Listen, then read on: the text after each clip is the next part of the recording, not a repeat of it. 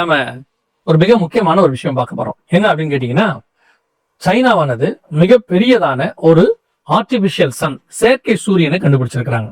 இதுல என்ன அப்படின்னா, இது எதற்காக அப்படின்னு கேட்டீங்கன்னு சொன்னா, செயற்கை எனர்ஜி, அதாவது 100 டிகிரி செல்சியஸ் உருவாக்கக்கூடியதான ஒரு செயற்கை எனர்ஜி. இதுல என்ன ஸ்பெஷாலிட்டி அப்படின்னா, அவங்க சொல்றது எதுக்காக கண்டுபிடிச்சாங்கன்னா, பொதுவாக சூரியன்ல இருந்து வரக்கூடியதுல நம்ம நிறைய விதமான வாயுக்கள் இருக்கும். அதாவது hydrogen, nitrogen, carbon di oxide இதெல்லாம் நிறைய இருக்கு இல்லையா.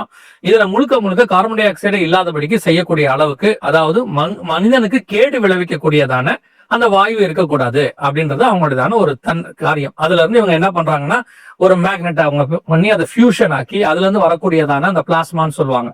இதை வச்சுதான் அவங்க என்ன பண்றாங்க, ஒரு ஆர்டிபிஷியல் ஒரு எனர்ஜியை உண்டாக்கி அது எலக்ட்ரிசிட்டிக்கு எல்லாத்துக்கும் அவங்க செய்யறாங்க. சரி, இதுல நமக்கு என்ன இருக்கு அப்படின்னு கேட்டீங்கன்னா, இது ஒரு டெக்னாலஜி தானே, இது ஒரு அறிவியல் கண்டுபிடிப்பு தானே, உலகத்திலேயும் ஃபர்ஸ்ட் சைனா செய்து அது மனிதனுடைய மிகப்பெரியதான கண்டுபிடிப்பு அப்படின்னு அவங்க சொல்றாங்க. நான் என்னமா எப்பவுமே பிப்ளிக்கலா தான் பாக்குறோம்னு வச்சுக்கோங்களேன். இதுக்கு முன்னாடி ஜெர்மனி இப்படி ஒண்ணு செஞ்சாங்க, அதுக்கு முன்னாடி சைனா தான் ஆரம்பிச்சிச்சு, அப்புறம் ஜெர்மனியும் செஞ்சாங்க, இப்ப இவங்க செஞ்சு அதை சக்சஸ் பண்ணி இப்போ 2030க்குள்ள ஒரு செயற்கை எனர்ஜி நமக்கு கொண்டு வரதுக்கான எல்லா வேலையும் அவங்க செய்யறாங்கன்னு சொல்றாங்க. சரி, இதுல ஏதாவது தப்பு இருக்குதா அப்படின்னு கேட்டீங்கன்னா, எரேமியா 33:20 ஆண்டவர் சொல்றாரு, பகல் காலத்துக்கும் ராக் காலத்திற்கும் நான் பண்ண உடன்படிக்கையை மாத்தக்கூடாது அப்படின்றாரு. நல்லா கவனிங்க, இதெல்லாம் ஒரு 2300 வருஷம் 2500 வருஷத்துக்கு முன்னாடி உள்ளதான தீர்க்க தரிசன வசனங்கள். மாத்தக்கூடாது அப்படின்றாரு. பைபிள் முழுக்க நீங்க பாத்தீங்கன்னு சொன்னா, சாயங்காலம் விடியற்காலமாகி 1ஆம் நாள் ஆயிற்று. ஆண்டவர் என்ன பண்றாரு, இரவு பகல் ஆண்டவர் உண்டாக்கினார் என்று சொல்லி 1ஆம் அதிகாரத்துல பார்க்கிறோம். அதை தாண்டி நோவா காலத்துக்கு பிறகு சீதோஷ நிலை, காலநிலை, இது எல்லாத்தையும் ஆண்டவர் வந்து அமைக்கிறாரு அப்படின்னு சொல்லி அவங்க பார்க்கிறோம். இப்ப இவங்க சொல்லக்கூடிய ஆர்டிபிஷியல் சன் என்ன செய்ய போகுது அப்படின்னு கேட்டீங்கன்னா, ஏற்கனவே இதை பத்தின ஒரு ஆர்டிகல் அவங்க என்ன சொல்லியிருந்தாங்கன்னா, இரவில ஒளிரத்தக்கதாக, இப்ப நமக்கு வந்து 24 ஹவர்ஸ் இருக்கு இல்லையா, அந்த 24 ஹவர்ஸ்ல நம்ம மேக்ஸிமம் 8 to 10 ஹவர்ஸ் நைட்ல வேஸ்ட் பண்ணிடுறோம். அந்த நைட்ல நம்ம யூஸ் பண்ண முடியல அப்படின்னு அவங்க சொல்றாங்க. அதனால இரவில இது ஒரு ஆர்டிபிஷியல் சன்னா வச்சா இரவிலையும் வேலை செய்யறதுக்கு தேவையான எனர்ஜிகள், அதாவது நமக்கு சூரியன் இல்லாததுனாலதான் அந்த எனர்ஜி கிடைக்க மாட்டேங்குது அப்படின்னு அவங்க சொல்றாங்க. ஆக்சுவலா காட் வந்து மனுஷனுக்கு தேவைக்காக இது எல்லாத்தையும் உண்டாக்குனார்ன்றதை நம்ம நல்லா பாக்குறோம். மரம், செடி, கொடி, சூரியன், சந்திரன், நட்சத்திரங்கள், சமுத்திரம், அதுல இருக்கக்கூடியதான மீன்கள், பறவைகள் எல்லாமே மனுஷனுக்காக தான் உண்டாக்கப்பட்டது. ஆனா இது எல்லாம் மனுஷனுடைய நன்மைக்காக உண்டாக்கப்பட்டது. கர்த்தர் நன்மை என்று கண்டார். இப்ப மனுஷன் கண்டுபிடிக்கிற எல்லாத்துல நன்மை தீமை இருக்கும், அதை நம்ம வசனத்துல வந்து பார்த்திருக்கிறோம். இப்ப இதுல மிகப்பெரிய தீமை ஒண்ணு வரப்போகுது. என்னன்னா, முதல் படி வசனத்தின்படி இப்படி ஒண்ணு இரவு பகல அவங்க மாத்துறாங்க. ஏற்கனவே நைட்ல வேலை பார்த்து மனுஷன் நைட்ல வேலை பார்க்க ஆரம்பிச்சு, சங்கீதம் 104 படி மனுஷன் நைட்ல வேலை பார்க்கும்போது மிருகத்தன்மை கொண்டவனாங்க. நான் பாருங்க, நைட்ல வேலை பார்க்கணும் ரொம்ப கோவப்படுறாங்க, ஸ்ட்ரெஸ், டிப்ரெஷன் ஏன் வருதுன்னு கேட்டீங்கன்னு சொன்னா, அதை அவன் பார்க்க நேரம் பார்க்க கூடாது, வேற வழி இல்ல. சீர்கேடும் பூமி வந்து சீர்கேடும் கொடுமையினால் நிறைஞ்சிருச்சு. இப்ப 24 ஹவர்ஸ் அப்படின்னு ஆயிடுச்சு. இப்ப என்ன பண்றாங்கன்னா, அடுத்து உச்ச நிலைமைக்கு போறாங்க. இது ஒரு மீறுதல். கர்த்தர் சீதோஷ நிலை வரும், உஷ்ணம் வரும், எல்லாம் மாறி மாறி வரும்னு சொன்னார். இப்ப இவங்க பண்ண வேலை, சமீபத்துல கூட துபாயில பாத்தீங்கன்னா அளவுக்கு அதிகமான வெள்ளம் அடிச்சு எல்லாம் பண்ணுச்சு. என்ன காரணம் பாத்தீங்கன்னா, செயற்கை மழை உண்டாக்குறதுக்கு அவங்க பண்ணதான காரியங்கள் சொல்லி நம்ம கண்டுபிடிச்சோம். இந்த மாதிரிதான் மனுஷன் செயற்கையா எதை பண்ணாலும் அதுக்கு பின்னாடி ஒரு பின்விளைவு இருக்கும். அதை கண்டுபிடிக்கும் போது அதுல இருக்க நன்மை மட்டும்தான் அவன் பேசுவான், அதுக்கு பின்னாடிதான் அதுக்கு இருக்கிற ஒரு தீமை வெளிப்படும். இப்ப ஆர்டிபிஷியல் சன் மிகப்பெரியதான ஒரு தீமையை உண்டாக்க போது பின்கார்க்கத்துல அதை பத்தி தெரிய போறோம். கார்பன் டை ஆக்சைடு தேவையில்லையான்னு கேட்டீங்கன்னா, கார்பன் டை ஆக்சைடும் தேவை. மரம், செடி, கொடிகளுக்கு அது தேவைப்படுகிறது. இப்ப மனுஷனுக்கு ஆக்சிஜன் தேவைன்னா அதுதான் கர்த்தர் அப்படி அமைச்சு வச்சிருக்கிறார். ஒரு சாதாரணமா நமக்கு ஒரு 5வது 6வது படிக்கும்போது சொல்லி கொடுத்த பாடம் இது. இப்ப கார்பன் டை ஆக்சைடே தேவையில்லை அப்படின்னு எடுக்கும்போது என்ன ஆகும் பாருங்க. நமக்கு எப்பவுமே காட் எல்லாத்தையுமே நன்மைக்கு தான் வச்சாரு. நாம தான் என்ன பண்ணுவோம், பாடியில கொழுப்பே இருக்கக்கூடாது அப்படின்னு முழு கொழுப்பையும் பாடியில எடுக்கணும்னு நம்ம ட்ரை பண்றது. அப்படியே 100% அப்படிம்பாங்க. ஒரு நாள் கொழுப்பு இல்லாட்டி உடம்பு என்ன ஆகுன்றது நமக்கு தெரியும். தேவையான அளவு கொழுப்பு வேணும், சுகர் வேணும், எல்லாம் தேவையான அளவுக்கு வேணும்.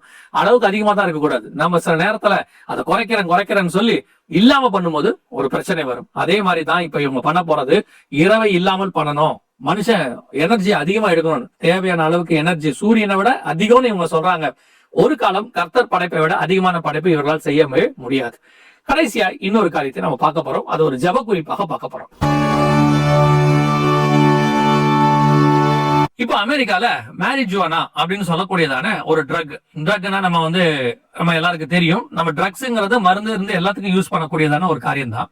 ஆனால் எது ஒண்ணுமே தனிப்பட்ட முறையில அதை எடுத்து ஒரு தவறான விஷயத்துக்கு பயன்படுத்தும் போது அது தீமையாக மாறுது இல்லையா. ஆல்கஹால் நம்ம உடம்புல தேவையான அளவு இருக்கு, நம்ம சாப்பிடுற எல்லாத்துலயுமே குறிப்பிட்ட அளவு ஆல்கஹால் இருக்கு.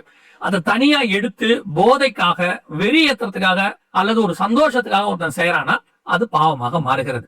இது எல்லாத்துக்குமே பொருந்தும்னு வச்சுக்கோங்களேன்.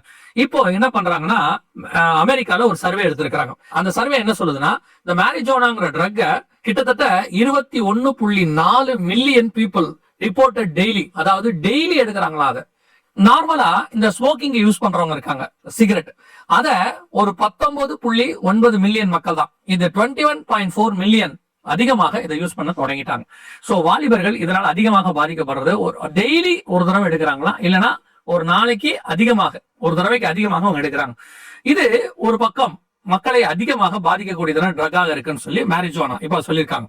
இது ஒரு பக்கம் அப்படியே இருக்கட்டும்.